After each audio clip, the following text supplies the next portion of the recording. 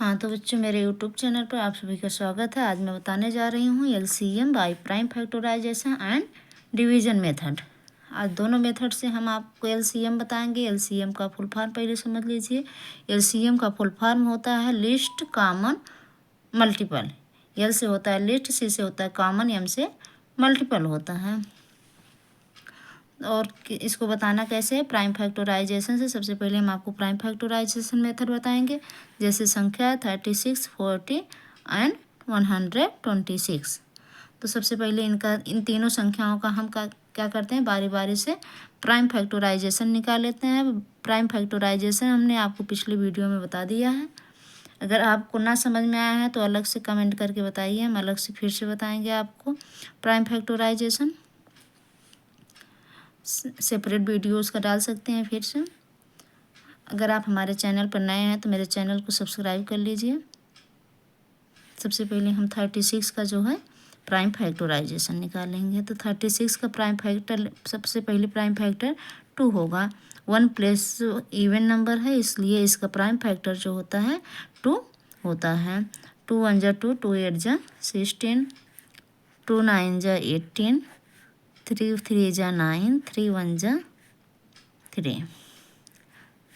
40 का अब हम प्राइम फैक्टर लेंगे। 2 20 जा 40, 2 1 जा 2, 2 0 2, 2 5 जा 10, 5 1 जा 5।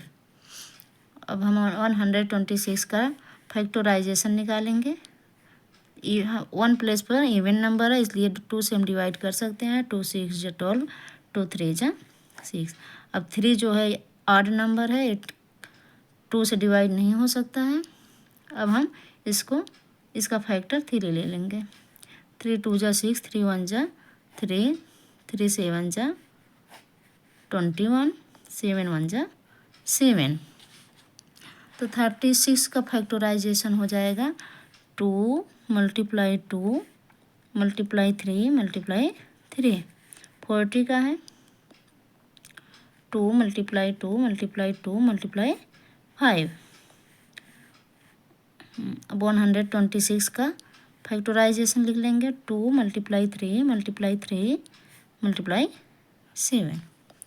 अब हम इसका एलसीएम लेंगे। So the LCM of 36, 40 and 126 equal to क्या हो जाएगा। सबसे पहले देखेंगे 2, सबसे मैक्सिमम नंबर ऑफ टाइम जिसमें रहेगा उसी संख्या को हम लिखेंगे। आप देख लीजिए, सबसे मैक्सिमम नंबर ऑफ टाइम 2 है। इसमें 2 बार है, इसमें 1 बार है, इसमें 3 बार है। तो इसको हम जो मैक्सिमम नंबर ऑफ टाइम है उसी को हम लिख लेते हैं। अब 2 हो गया। अब हम 3 लेंगे। 3 यहाँ भी 2 है और यहाँ भी 2 है, किसी एक को लेंगे, दोनों को नहीं लेंगे। तो 3 1 मल्टीप्लाई 3 मल्टीप्लाई 3। 5 1 हाफ नंबर है और 7 1 है, तो 5 ले लेंगे और 7 भी। तो इक्वल टू हो जाएगा 2 2 जा 4,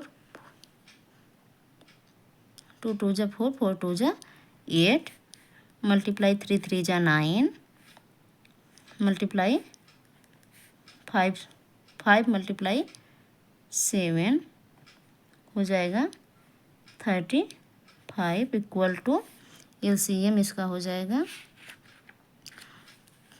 2520। जब इसका हम मल्टीप्लाई आपस में करेंगे तो हमको मिल जाएगा 2520। यही आंसर हो जाएगा।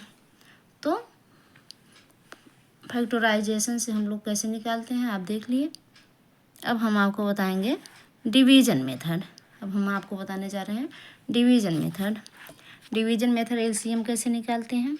तो सबसे पहले हम इन तीनों का कॉमन फैक्टर लेंगे।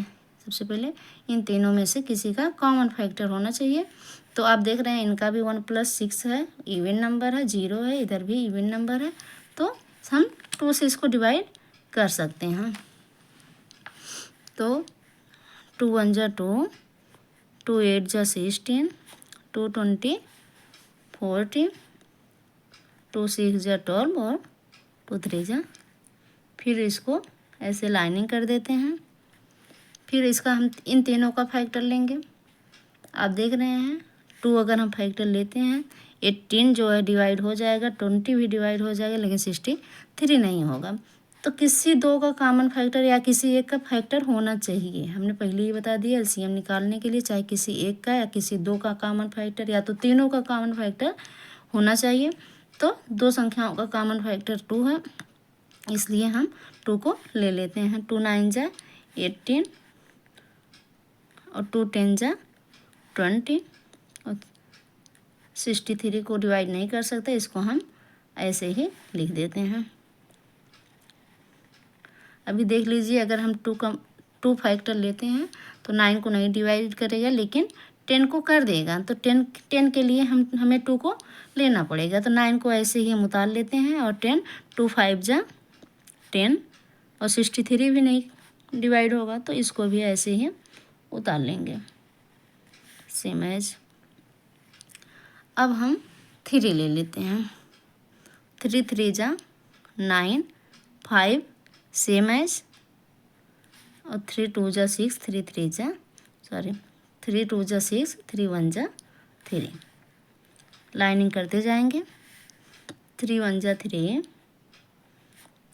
और 3 5 को ऐसे ही लिख लेंगे। 3 7 जा 21।